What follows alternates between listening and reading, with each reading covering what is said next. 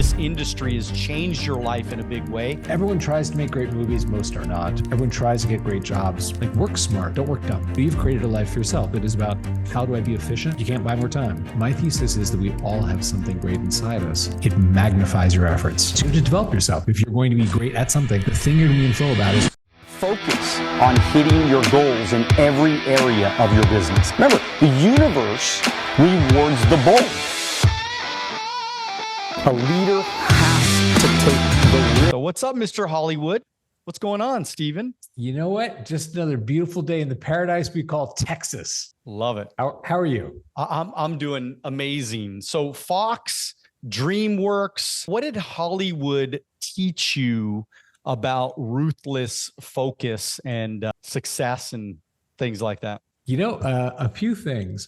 And it's funny because there's a lot of commonality with tech. You know, I've sold one tech company and I had two failures. So you learn a lot of different things from both, let's say, right? And what is interesting is high performers that I worked with in both areas had very specific mental tricks, techniques they used to do not only their best work, but to do it in a way that they were able to repeat it. So it wasn't like, oh man, I've been doing this for 2 years, I'm burned out. It was like, yeah, I'm ready for the next thing. And that's what I thought was fascinating, is that commonality. And that, of course, led me to doing a lot of research on, okay, smart people have written about this. Let's see what they wrote. So let's talk about some of that. Yeah. So tell me, first of all, let's start off with who are some of the people that you worked with that inspired you? Did you have mentors? Was there specific actors or were there specific directors that kind of really, got you excited about this subject? Yeah. So on the film side, definitely I was lucky. I've had a number of lucky breaks, right? Where everyone tries to make great movies, most are not. Everyone tries to get great jobs. Most people don't get them. I happen to be very lucky, and I'd like to believe worked hard once I was lucky, right? So early in my career, I was producing digital visual effects, like the CG effects for movies. And one of the interesting things that I saw was when we did Independence Day, which I produced the digital effects. We won the Academy Award for the visual effects in that movie. It was a great thing for all of us involved. And there are 1,000 people responsible for that. It's a group effort. So Roland and Dean had very specific ways that they worked. Roland Emmerich is the director producer, Dean Devlin, the writer producer, right? They went down to this villa in Puerto Vallarta and they wrote there. And I asked, they're both pretty wealthy from their family wealth. And I was like, interesting. Why do you go to Mexico when you could have you go to the Beverly Hills Hotel, you can go to the Hotel Bel Air, you could, go to Ventana. And Dean talked about how there was a room there at this villa that they discovered. They just had this beautiful light that came in over the pool in the mornings, this white marble villa, whatever, right? And he's like, it just inspires us. In there, we don't think about our agents, about casting problems, budgets, studio notes, any of that kind of stuff. And so I remember Roland told his assistant to rent the place. They were going to go down there. And she came back that day and said, it's rented, because it was a rental. It's like an Airbnb. Roland bought the place, called his entertainment attorney, John Deemer, who's an amazing guy. I was like, John, buy the villa. By Monday, Roland owned a $5 million villa in Puerto Vallarta. They disappeared to go down there. Don't know where the current renters went. I'm sure they were paid nicely to go elsewhere. And, they were down there for 6-7 weeks, came back with the script that became the third highest grossing movie in film history. And it was interesting the way they had a very specific mental association of in this space, we do this thing, right? And I saw that later in my career because I worked very closely with Alex Kurtzman and Bob Orsi at DreamWorks when I was an executive vice president for them at the DreamWorks lot. And they had a similar thing. And for those who don't know, Alex and Bob wrote Transformers 1 and 2, Star Trek 11, Mission Impossible 3, Zorro, The Island, tons of stuff, right? Just awesome guys, and had that practice where they could get through this. They were not burned, right? They had their assistant rent a room at the Universal Hilton, which is across the street from the Universal lot where, Amblin is. It's not a glamorous property. Maybe you've heard of it, Daniel. It's basically, I have 3 kids. I'm going to Universal tomorrow. Where do I stay? Oh, the Hilton across the street, kind of, you know what I mean? And I realized for them, the mental trick was that association was dorm room, because they had met back in school. And I think for them, it got them to that place of, we're these scrappy writers who have to prove ourselves and we have to crank it up. So, we have 2 weeks left to finish Transformers 2. Go rent that room at the Universal Hilton.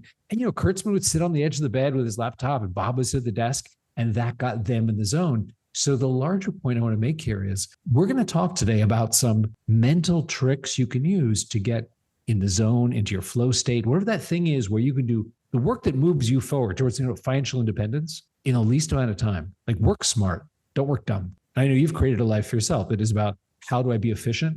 You can't buy more time. So how do you use the time properly? Back to you in the studio, Daniel. Good stuff, man. Good stuff. I've always been fascinated by, how to get yourself to do things that, you don't necessarily want to do. I mean, that's the trick, right? I mean, because nobody really wants to get out of bed when you're feeling comfortable and it's a little cold outside and you have the blanket on and, so how do you get to that other, so we're going to definitely talk a lot about that today.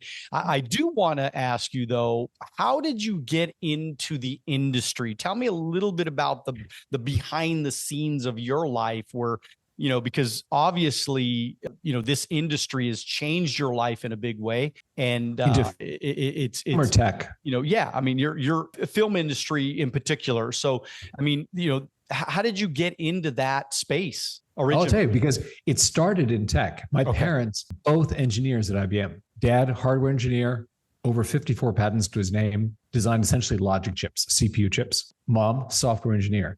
Your mom's a great ice skater. You probably learned to ice skate when you're little, right? So I go off to the University of Southern California. A lot of my friends in the dorm are, of course, aspiring filmmakers. It's arguably the best cinema TV school in the world. But I knew how to program. And I was a Watson scholar from IBM. So I had a job whenever I wanted to make money, right? You want to go code in your summers, code on your weekends? Here's cash. I was lucky, as I mentioned. I was in LA when film went digital, when computers became powerful enough to say, we can manipulate film now. So you had nonlinear editing like Avids, you had Pro Tools, you had Silicon Graphics equipment. And suddenly all these guys, like I worked with Jim Cameron on True Lies, worked with Fincher on Seven, worked also with directors you wouldn't normally associate with visual effects, worked with Woody Allen on his Sweetland film stuff, worked with Jim Jarmusch and Johnny Depp on Dead Man, right? I did Braveheart with Mel and Immortal Beloved, right? So it was really interesting because suddenly you had all these directors going, oh my God, there's another tool in the tool set. And I was like the lucky one called out of the chorus line, like, hey, you speak engineer and you speak creative. That's a kind of rare thing. You can do both. Come with us. My career took off. That's how I met Roland and Dean. They were setting up this B movie at Fox called Independence Day. The guys who did Stargate are doing this disaster movie to become, $800 million, global box office thing. And that was my entree into watching Roland and Dean because they were like mentors to me. And that's when I said, okay, we sold our company, right? 6x multiple. When you're in your 20s and you think you're better looking than you are and you're smarter and, all that, you're more successful. So sold that. And I was like, I want to do what they do. I want to go from being a worker bee, making a part of someone's movie into I want to put the movie together. And that's how I got on the ladder. I was a junior executive over on the Sony lot. And then went to DreamWorks. My career went very well there. Ended up executive vice president at DreamWorks for Kurtz Morsi, and then went to Fox. And that's when I was vice president running like the Die Hard franchise, Wolverine franchise, all that kind of stuff. And then I got back into tech. So it sort of went the full circle, like started out engineering, got into digital film, got into film, and then went back into engineering. All right. I have to ask you because people are wondering right now, since you, I know they're real. Everyone asks. Yeah. You are real. Are you, you're not like AI, are you? I mean, you're a real human being talking to me right now. This is a real background. Is that a real background too? Hold on. No. Oh, it's not. Okay.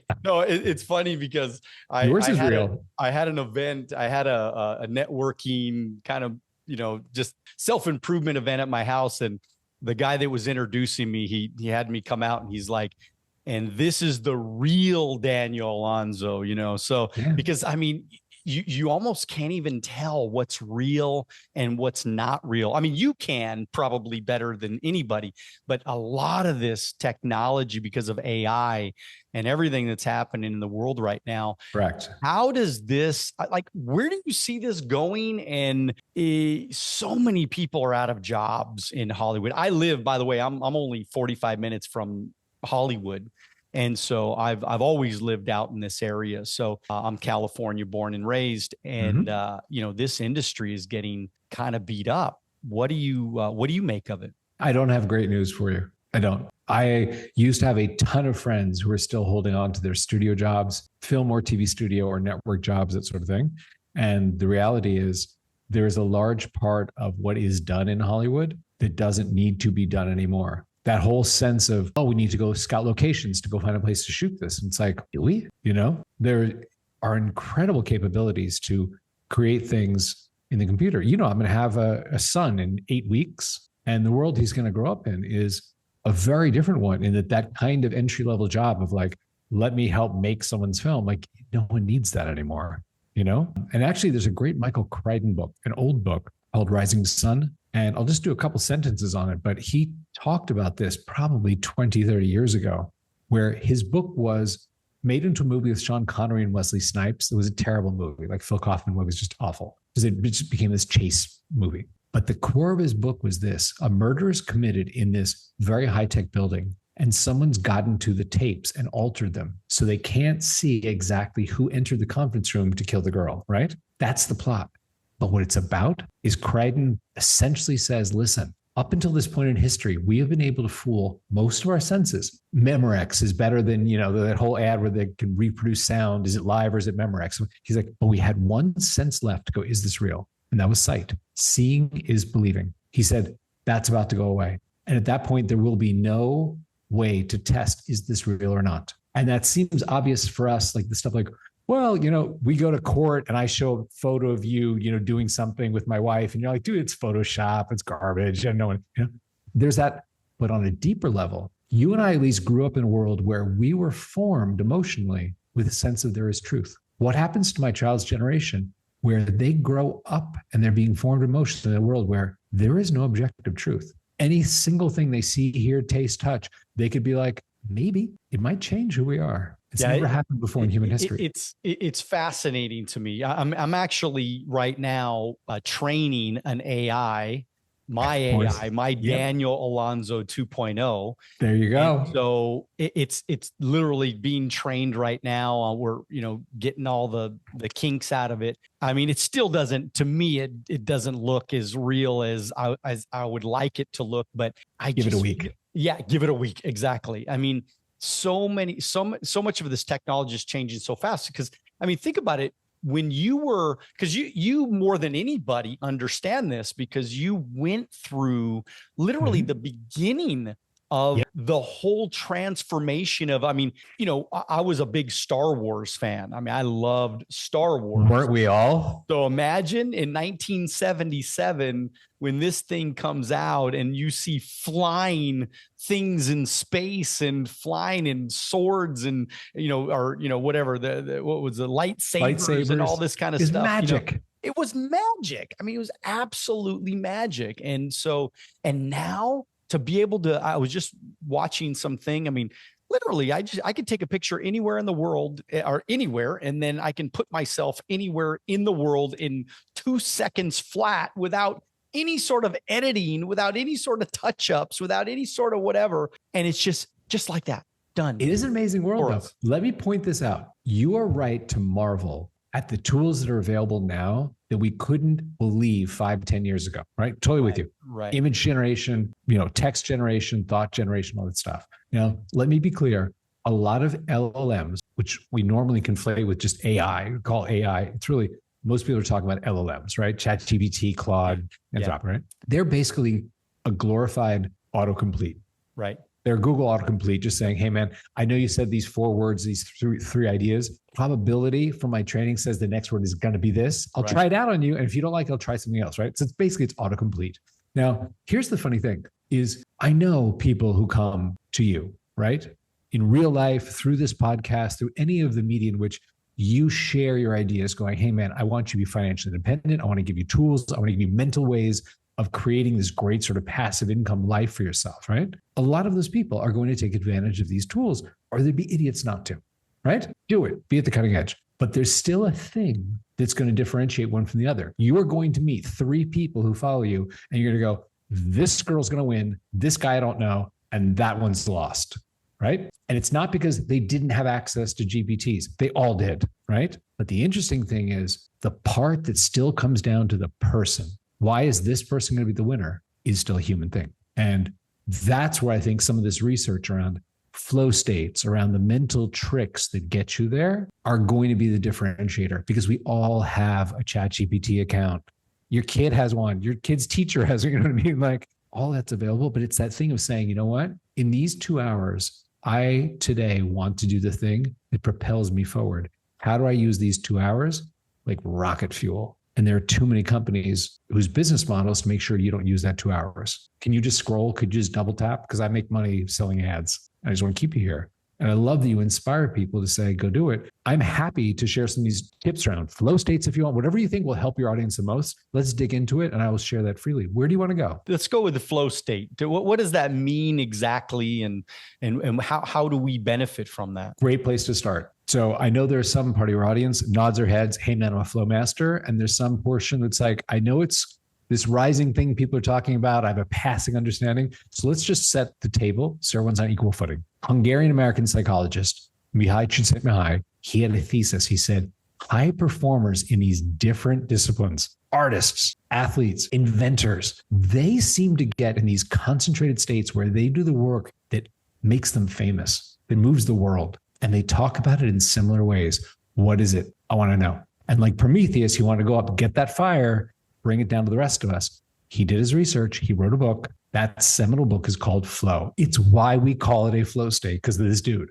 And he said this, the most beautiful metaphor I could find was this word flow, because we're all on the water paddling ourselves forward. But if you align yourself with the current, it magnifies your efforts. That's what these people do. So to harness a flow state, he said, let me tell you, there are a couple of conditions precedent. I've met with all these people. Here's how they set themselves up. And here are the characteristics when you fall in. Now, I'll make a very personal story for a moment. The first time I experienced a flow state, I didn't know what it was called. I was on a flight here from Austin to SF. I was going to meet with my team the next day and illustrate, here's an idea for a thing we should build, right? Okay, on the flight, I'm going to mock up some stuff in Figma that'll be kind of half right. They'll get the idea, we'll go.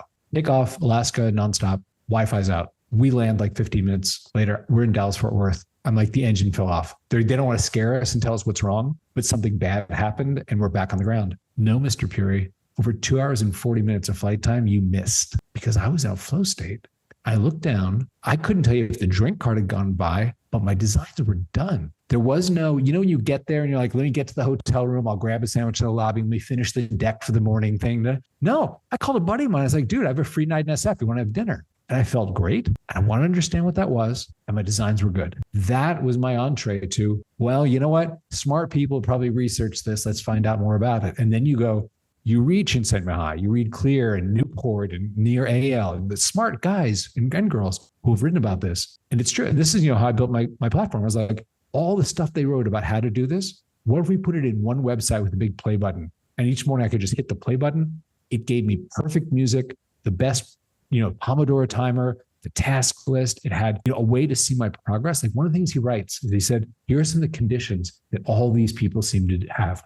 One, they think what they're doing is meaningful. None of them seem to get into flow, stapling papers, shuffling stuff, paying bills or that. No, it's I'm doing something meaningful. I have skills that apply, right? So you have to develop yourself. If you're going to be great at something, the thing you're going to be in flow about is what is it that I'm meant to do? And you have to be challenged. So I always joke about Michael Jordan may have that famous quote, I'm in the zone, it's me and the ball, but he's not talking about painting. I was in flow painting the other night, and he's also not talking about, I was in flow, doing exhibition game in my kid's high school. No, it's Michael Jordan in the NBA doing the shit that 30 years later is in a highlight reel. Right. That's when he's in that state. And Mihai wrote about this. He said, the world falls away. You can use sound, like in Sukkot, we have 1,000 hours of flow music. Just because sometimes that oral environment, AU oral, helps you block out the world. We have things to help you like not pick up your phone, not open websites, right? And just get in. And then you have that moment where you look up, 2 hours gone by, you're like, my business plan is done. Not, I'll come back to it tomorrow. I'll get up early tomorrow and try and do it, So those are some of the things, some of the benefits you get from flow states, some of the characteristics, and some of the things that you can use to help drop in. I mean, this is very helpful. I mean, this is the reason why, at least in all of my years, I've always been telling people that after hundreds and hundreds of podcast interviews, there's a very, there's not a lot of secrets anymore, at least for me, because, everybody's got a secret, but it's really not a secret. Yes. And what you just explained is these guys have been talking about this for a million years, and we've seen the greatest of the greatest, like a Michael Jordan, talk about these very simple concepts. Right. But the problem, like you said, is, yes, we all got ChatGPT, but will we learn how to use it correctly? Yes. And will we separate ourselves from the masses and bingo, and then become valuable to the marketplace? Just like actors right now, to me, if I was a famous actor and I'm about to lose my job to like some Correct. AI or something, I would be marketing myself correctly and building a great brand and getting people to know my face. Eventually they're going to be using, they're going to be using me as an AI, but I'll still get paid. They'll be licensing. And I will license. They're not hiring you anymore. They're licensing you like they licensed Lego. That's it. Exactly. Which is beautiful. I mean, people can do that in almost any industry. Exactly. That's the thing. What you're talking about is you're saying like, these are force multipliers. For sure. And by the way, that is the definition of real passive income, by the way. Once, if somebody's using my AI and I'm in Hawaii, right? That's a beautiful place to be.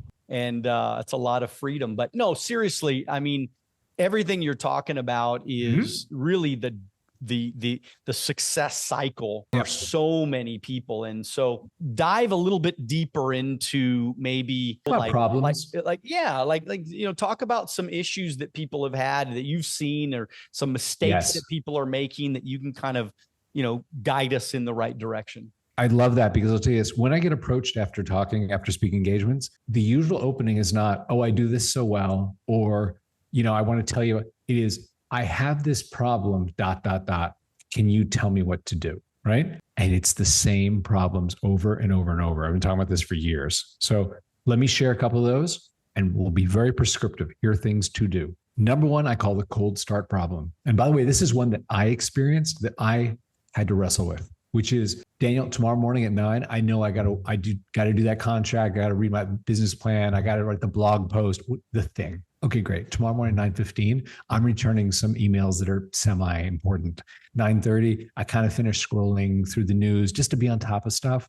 And I'm really rolling into it like 9:30-ish. And the pain is felt at 6. The pain is felt at 6 when I'm like, I suck. How was I busy all day? I got so busy and I didn't write the blog post, business plan, review the thing, look at the contract I need. Ow. And then you do the lie. You know what? I'm going to get up early tomorrow and finish this stuff tomorrow morning before I begin tomorrow's work at 9. And it's the lie you tell yourself each night as you domino through the week. And if you want to arrest that, like, you lead people on a path of like, hey man, you want to be in control of your life. You want to have passive income, financial independence, right? You have to arrest that. And that doesn't happen at 6 o'clock where the pain is felt. It happens at 9 o'clock when the seeds are sown for the pain. So let's talk about that cold start thing. I'm going to be vulnerable. I'm going to tell you my deal. I looked at that and I was like, you know what? This is where it begins. And like at 9 a.m., I'm not doing the thing. Why? I'm not stupid. I'm not like handicapped in some way. I could do it, but I'm repeatedly not. And I realized it was a sense of overwhelm. I realized in the morning, I would have one of two things. Either task list is so long, I have to do all 17. They're real, but I'm like paralyzed thinking about it. Where do I begin? Or something's too big. I put something on there that's like, write my book. Not going to write the book before the 11 a.m. with Daniel. You know what I mean? I'm not going to make a dent in it. And what I did was I realized, and you talk about, LLMs, you talk about, avatars and all that. It doesn't sound so stupid simple, but we worked on a simple LLM in Suka that looks at your task list and says, it seems like these are the 3 most important ones. Are they? Okay, cool. Let's go. And it hides the rest. So when I'm working, I don't have that sense of overwhelm. Like, I'm medically diagnosed with ADD. I believe I can multitask and jump around and all that. But the result is, if I actually just see 3 things, I go, that's doable, man. I can knock that out. And I do. Since we launched that, the members of Suka, 77% more probable that they will finish all 3 tasks that day than when they can see the whole list and it's kind of paralyzing. They jump around. And the same thing, if there's something on there that's super big, it's like, break it down. You know what, Steven, you're not going to write your book today, but you know what? You could outline chapter 3. That's about half an hour's worth of work. Why don't you do that and put it in the win column? And it changes your day, because when you start making those afternoons, that is when you start to build that positivity that going to the next morning, you're like, hell yeah. And that positivity turns into the universe starting to give what you want. You see that. I mean, you've created a life out of this. Yeah. I mean, and so when you think about, trying to, because I mean, in the sales business, Yes. like this is the biggest problem of every sale. I mean, I have 1,500 agents that work with me, Good God. and I see it every day. I mean, I just got off my Wealth on the Beach coaching program. Mm-hmm. Every Wednesday morning we do it. And this is the conversation is, are you accountable? Are you focused? Are you, I mean, and what I see is the high performers, they're the ones that have a plan every single day. They have a plan, and they also track. And I'm imagining that your systems and everything that you do have, has a tracking system built in. And it goes back to Mihai. There you go. Because feedback is really important. You can't, if you don't measure it, if you improve, you don't track it, you can't improve it. Right. Totally. And so I see so many people in life, they're always winging it instead of actually having a plan. And this is one of the biggest mistakes that I see. So tell us about, tracking. Tell us about, your, some systems inside of your platform. Let's talk about that. It really could help salespeople in particular. Yes. So one of the things that Mihai wrote when he said they all do this, all these high performers do this, is they set themselves up to have feedback systems. He says it's hard to be in flow when you feel like you're pouring energy into a black box and you have no idea what's changing. So whether it is, to use our previous examples, like Michael Jordan having a scoreboard, like having a way of going like, that was another 3-pointer. Picasso standing back and going, Guernica's kind of taking shape. This is what I had in my head. There is that feedback. What we did is this, when you say, hey, I need to focus right now. And in your day, maybe it's prepping your day. Like obviously when you're on a Zoom call or something doing sales, but you're not in the flow, right? It's the preparation for setting your day up when you're going to have that flow state and go, I'm setting this up to be successful. And what we do is this, we designed a live productivity graph where you get points for being focused and you lose points when you fall out of focus. When you do drift, open ESPN, NFL, whatever, Amazon, Etsy, whatever your poison is, right? You lose points. You can see it live, like, oh shit. And then when you're done, you can, like you said, you can improve what you measure. You can scroll through all of your sessions and start to see patterns. Like I noticed my pattern between 30 and 40 minutes, I would always dip. And I scrolled over the graph to see what was I doing in those slivers of time. I hit walls around 30, 40 minutes in where I will do something distracting just to like let my brain, rest for a minute, open up the news, check my WhatsApp. And when I saw that dip, I thought, you know what? I need to now use this to become self-aware and better, which is I should take a break at 35 minutes. I should acknowledge that, have it be a 5-minute break, be contained, feel refreshed, go for a quick walk, get a glass of water, do a breathing exercise, and then come back and kill it rather than try and just grind through and be like, I was always sort of distracted from that point on. Again, like you said, when you measure it, you can then improve. I think that's really important. Is there any habits that you look at that people have that you're seeing, like, because I'm sure you're seeing a lot, through your platform, you have a lot of different people that are running through it now. And I'm sure you're looking at some of the aggregate data. Yeah, absolutely. You have the data. Yes. And so are there certain habits that people, constantly do that are just killing their productivity? Yes. And I want to talk from a positive spin on what you said, which is what are the habits for people who are killing it? One of them is they know their chronotype. And for those at home who are like, hey man, chronotype, what? Let's talk about that. Chronotype is the concept. There are certain times of day you are better equipped to do certain things, period, full stop. Now I'm going to give you a fun Hollywood example so you remember that, which is there's a screenwriter, Ron Bass, Best Friend's Wedding, Rain Man, it's like tons of stuff, right? And he writes the things that actors who have $20 million offers stacked on their desk, they go, this one, I want to play this character that dude wrote, right? He's that good. He was famous in Hollywood. He doesn't talk to his family in the morning. I'm not the dad who's like, hey, you want pancakes? Do your homework? Want to ride to school? He's like, I can't talk to you because in the morning, when I talk to you, I can't hear my voice in my head anymore. I get paid for those voices. And his family, of course, is like, hey, Dad, $2 million a script. You take your morning. You do you. You do you, Dad. You're good. He got that. He's like, in the afternoon, I can do story breaking, which basically means collaboratively sitting like, I don't know, Daniel, what do you think happens next? The dragon's in the cave, that sort of collaborative. He's like, in the morning, he'll get up at 3, 4, 5 in the morning, right until 9, not talk to a human. And you got to have a supportive family though to do that. I mean, $2 million. I understand the $2 million, but still, I mean, is as much money as you make. I mean, and I know has got a million people that have got divorced, right? Because I mean, yeah, this is very true. Let me say that is an illustration of how. Yeah. And I'm not encouraging anyone to not talk to their family or to drive drunk or right. But what I am saying is he was very aware of his chronotype. He's like, in the morning, I can write dialogue. In the afternoon, I can collaborate on story. In between, hang out with my family, do have dinners, see my agent, whatever, right? We should all aspire to that level of awareness. Maybe not those times. Like, there's a famous hustle culture in SF around like, you're an engineer, you should be writing code from midnight to 4 a.m., right? Maybe that is true for some people, but don't accept that just because you're forced into it. Measure for a week or 2 weeks. And you don't need my app. You don't need anybody's app for this. Take a piece of paper and just each day jot down generally in the morning, I did this. How did I feel? In the afternoon, I did this. How did I feel? You look at that after a week or two, you are going to become very aware. When I should prep all my sales calls, for example, I kill them when I do them in the morning, but only if I prepped. In my prep, I'm really good at night. So I should, before I wrap up at night, prep the next day. While someone else might be, oh no, man, like I need that lucidity in the morning to really think through the next calls. I got to do 8 to 10 prep and then kill it the rest of the day with Zooms. I know for myself, when I'm writing a blog post or something, or I'm writing new code, early morning, like I'll do yoga at 5 and then like 6 to 9, 6 to 10, I can kill that. I try to write code late at night. The next day I have to rewrite it. There's always that, oh God, I should have done it this way. The blog post doesn't sing to me. The muses do not come down and whisper, but early in the morning, strangely, they do. Hemingway was the opposite, right? Not comparing myself to Hemingway, but the point here is if you want to figure out your chronotype, it's going to benefit you. And the only person that's going to do it is you. It's good stuff. Good stuff, man. And you talk about phone locks and productivity around phone locks. You ever get distracted by your phone, Daniel? Oh my God. I mean, ever?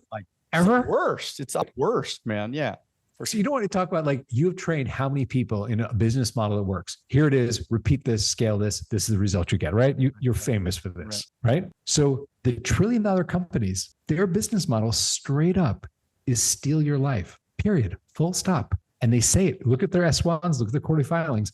Make no bones about it. It is Mark Zuckerberg calling you and going, Daniel, hey man, can I have your life? And I'm going to sell it to this advertiser and I'll keep the money, but I'm going to give you some dancing cat videos, And that's the thing is like we talked about, easy to slide into that. So simple things like, for example, and by the way, lots of ways to do this. In our app, start your session. There's a QR code, tap with your phone. If you pick up your phone, you get that little nudge. Hey, Daniel, do you need to be on your phone right now? And then you get to choose who do you want to be. You open a website, we have a free Chrome extension. Install it. It's free. You open up the website that's on your distraction list, whatever it may be. For me, it's usually news.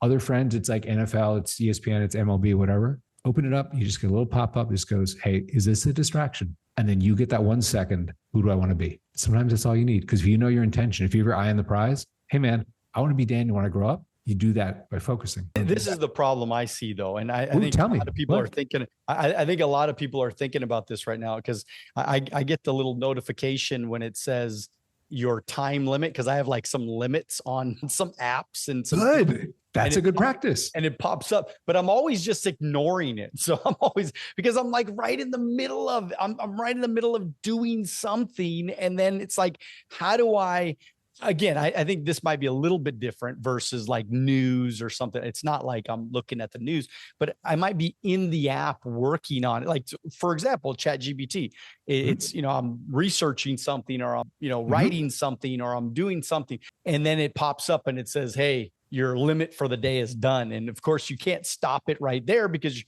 right in the middle of it.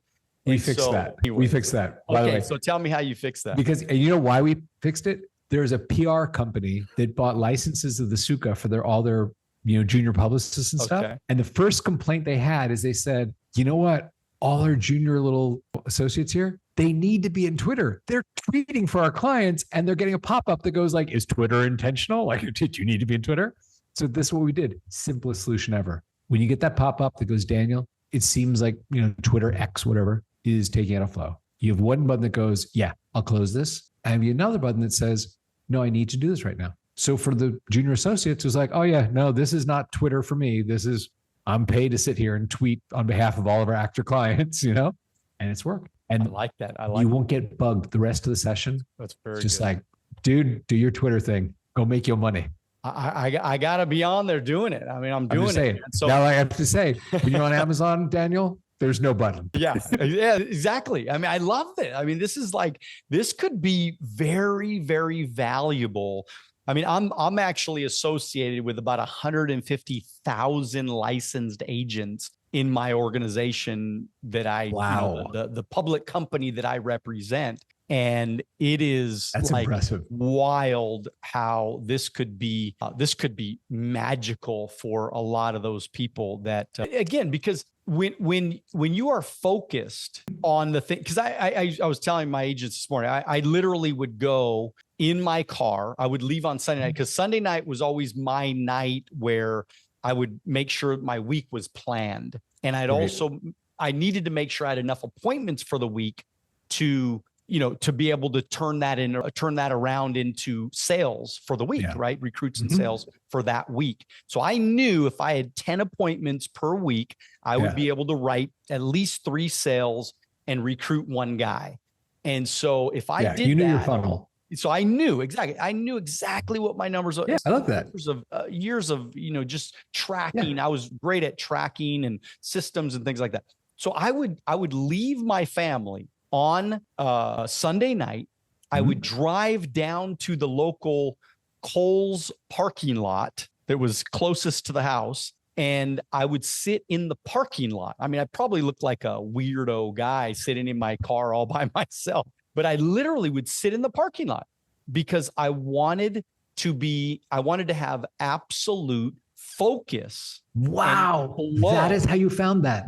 This is how I changed my life. I mean, I did this serious for as long as I could ever imagine. Oh yeah. I would sit in my car from like 5 o'clock to 9 o'clock, because those are kind of the hours that I knew everybody was home, because everybody was watching Sunday night, TV and things like that, right? The big shows. Yeah. And I knew people would be home. And again, this was before really text messaging as much and things like that. So I would have to literally dial in my cell phone every single number, and I would book my week out. That's how I changed my life. I mean, that literally is. So what you're talking about here resonates with me a lot, gets me very, very excited, because if there is a way to get people to get more focused, there's no question they will have more productivity.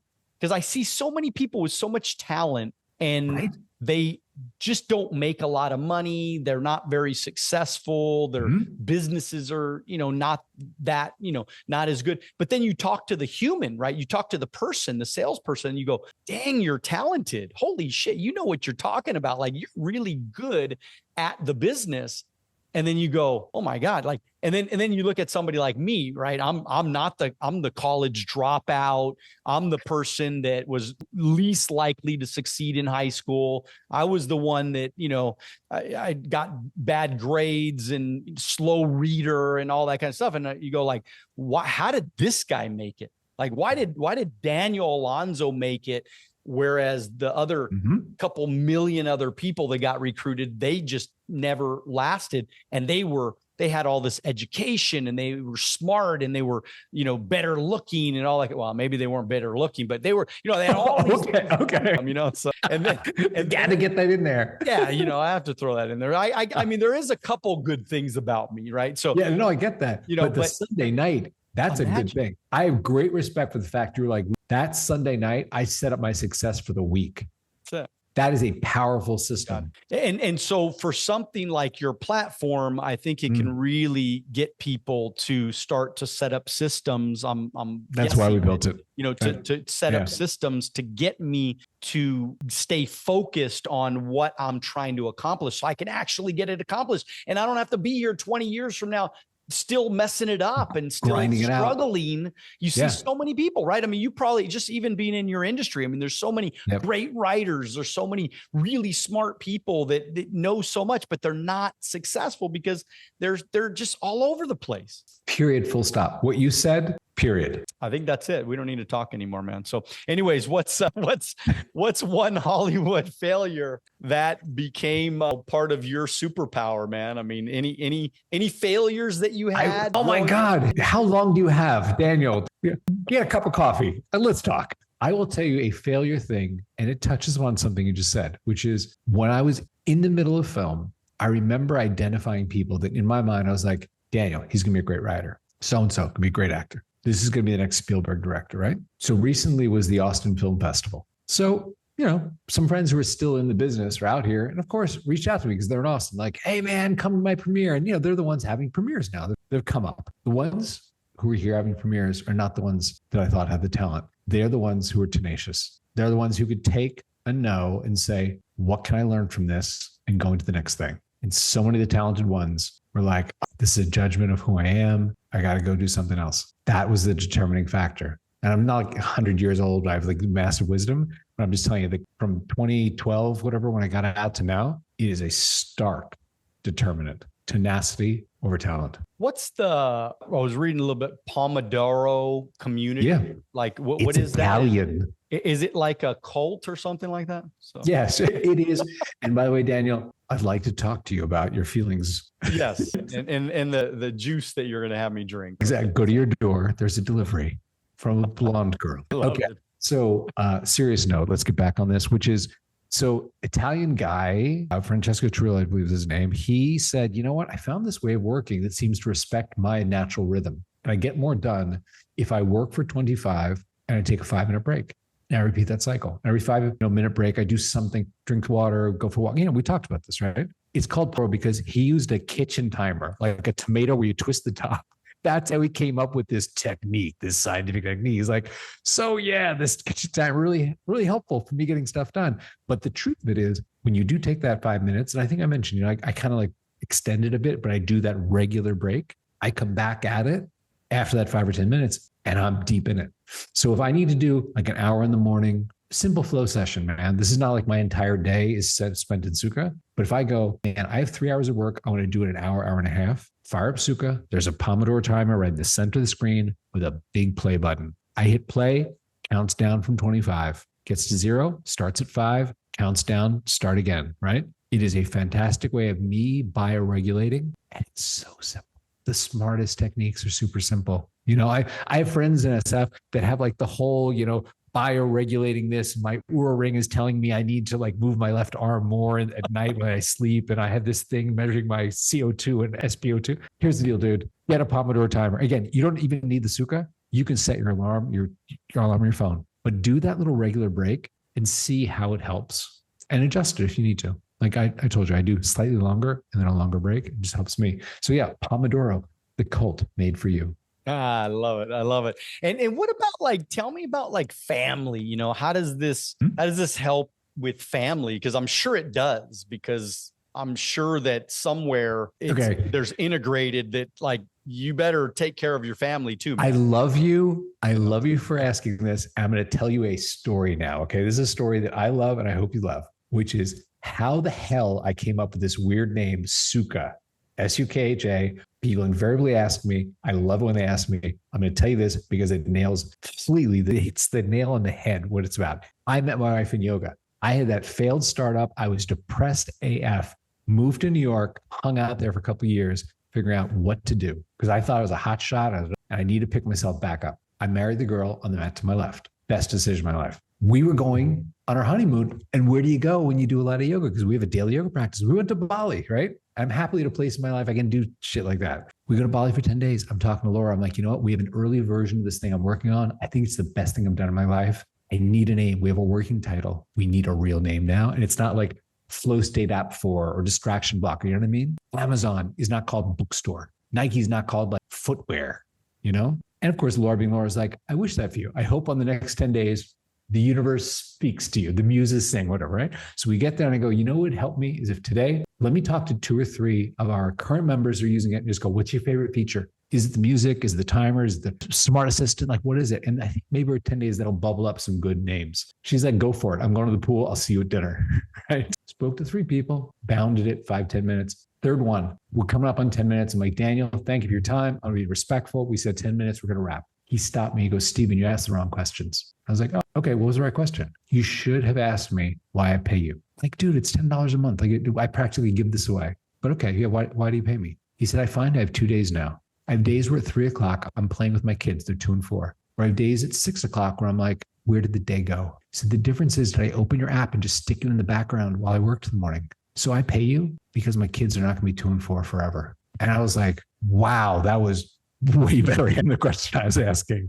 Go to dinner with Laura, spoke to this dude, more articulate about what I'm doing than I am. She's like, yeah, that's really good. And we're going to sleep that night. She was brushing her teeth and she said, you wanted the universe to speak to you. It did. We go to yoga and we hear these Sanskrit terms, prana, life force, karma, dharma. He describes sukha, the feeling when you are in your lane, doing what you're meant to do. You can do it with ease. You are in control of your life. And that's what he wants. 3 o'clock, he wants to have those 3 hours to be in his family. That's what you should call your company. And I bought it from my phone in bed. I checked the website, the Sukha company, the happiness company, $14 spent from Bali. That is how passionate I am about this. The happiness company. What comes first, happiness or output? The thing Laura said is this, to be explicit. She said, you've been thinking about naming your company about the path. She said that the foot, steps are not the goal.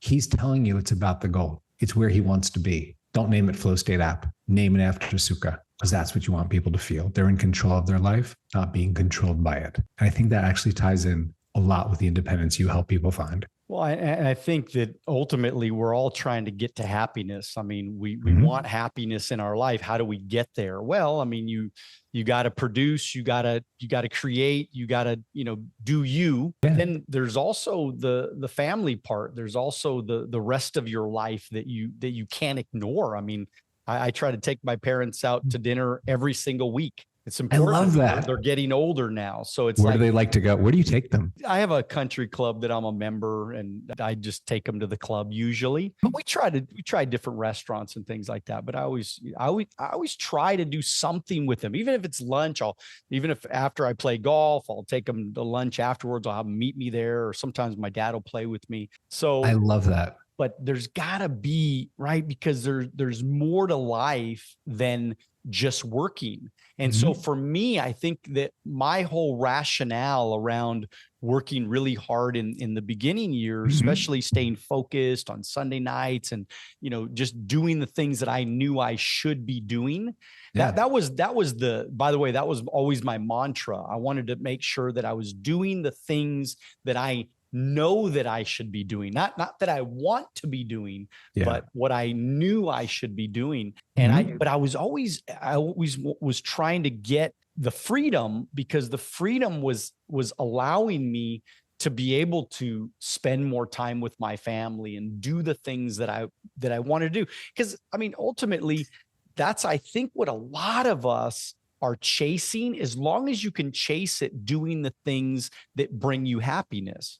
Right. I loved being in financial services. I loved, investments and insurances and planning and things like that. That's what I loved to do. I mean, even though I wasn't good in math in high school, I ended up becoming really good at math. And so, because it's applied math. It's not the theory of math. It's applied. Exactly. I mean, actually means something. That I love talking about rates of return, right? So there's things that you love to do. And so what you're talking about in this app is bringing more time into our life to do the things that we ultimately want to do, that bring us even deeper fulfillment on top of whatever it is that we're doing for a living, right? Because everybody's got to do something for a living, especially, in the building stages, right? It's true. And I'm going to talk about my personal philosophy for a moment, which is I have a deep thesis, just like Mihai had his. My thesis is that we all have something great inside us. And the question of this lifetime is, are you going to get it out? Are you going to execute the thing that you're capable of doing? Or are you going to die with that inside you? And every day you make the decisions toward one outcome or the other. And you don't want to be, and no one wants you to be, that 80-year-old guy on the sofa who's like, I could have been somebody. But it starts today. Well, I'll tell you, Steven, this has been really fun and thank you for having me. To talk with you, man. I mean, I just have a feeling me and you are going to kind of know each other for a long, long time. Next time in LA, I'll let you know. What part of LA for sure. Are you in? If I'm ever in Texas, I'll definitely. Where are you in Southern California? Rancho Cucamonga specifically. Yep, I know where that is. And, but I feel like, the reason why I say that is because there's so much alignment. I really think that you're trying to make a difference in people's lives. And that's, of course, been my mission the entire time. And I feel like you've already had a ton of success in your life. You've already, done a lot of really spectacular things in your life. And I think it's time for you to really make that deep impact. And I see that happening for you. And I think what you're doing is absolutely incredible. I'm going to go sign up for the app and get that done because I want to implement that into my life. And I also want to understand it so that if it makes sense for me, I want to share it with all my agents. I want to share it with everybody I know, because I really feel like if one of my mentors wrote a book, the whole book was about focus. And that's, he was one of my greatest mentors. And he said that was the number one thing that made him successful is focus. Yeah. And what your app is doing is getting people to get back to focus. So that, because the truth is, man, we waste so much time. Now, if you want to waste time, there's nothing wrong with that. Just make sure you waste time after you've done the things that you're supposed to do. Yeah, exactly. Then it's your dessert, right? Exactly. Why do I have to work? I mean, I think about it, my life, I would work from 6 a.m. to midnight some days, it's like, but I probably could have got so many things done so much faster. Maybe I didn't have to work that many hours. Maybe I could have gotten so many things done faster, quicker, shorter period of time and been able to have even more free time.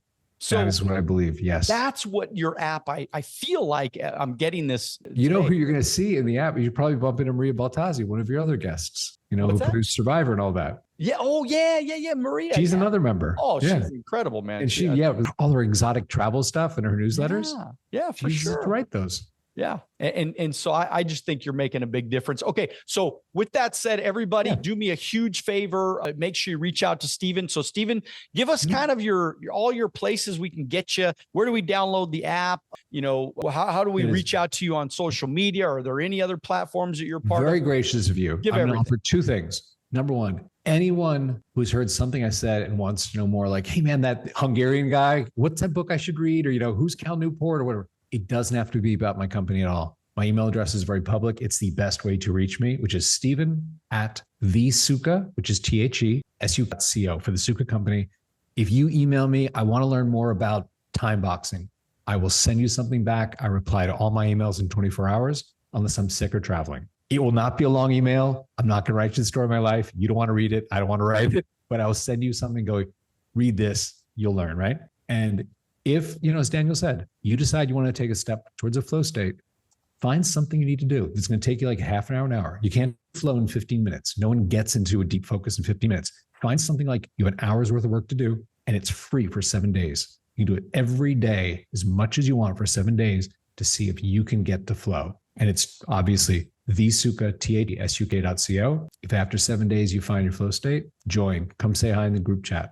Okay, let's do it. We're in, man. So everybody, just make sure that if you're watching, listening, reach out to Steven, tell him that you got to meet him, thank him for his time, because his time is very, very valuable. But thank him for his time and let him know that you saw him on Wealth on the Beach Club with Daniel, and make a new friend, man. All of you that are listening, watching, you should be making friends with all my guests. Should be reaching out, saying hello. What's up? What's your name? You're a very inspirational guy. Right? Yeah. I mean, but seriously, like my whole life is just relationships. I love building new relationships. You never know who the next great person in your life that's going to help you get to that next level. You never know where that's going to come from. I like, think about it. I mean, I don't know, somebody could meet you hypothetically, and they send you an email. Next thing you know, they become friends with you, and you're like, hey man, my cousin just won the lotto and he's got 12 million to invest. We don't have anybody to talk to. There's so many, the universe just continues to bring good things in your life when you stay open. I completely agree. The universe is full of gifts. You have to be open. Exactly. You got nothing, so anyways, I'm excited, man. You've been an amazing guest. You're an incredible. This flew by, Daniel. This was really fun. Thank you for having me, man. I appreciate you. And with that said, everybody, make sure that you continue to keep dreaming bigger than ever. Get after it. You know what you got to do, but most importantly, do it now. God bless you. We will see you at the top. Thank you for listening.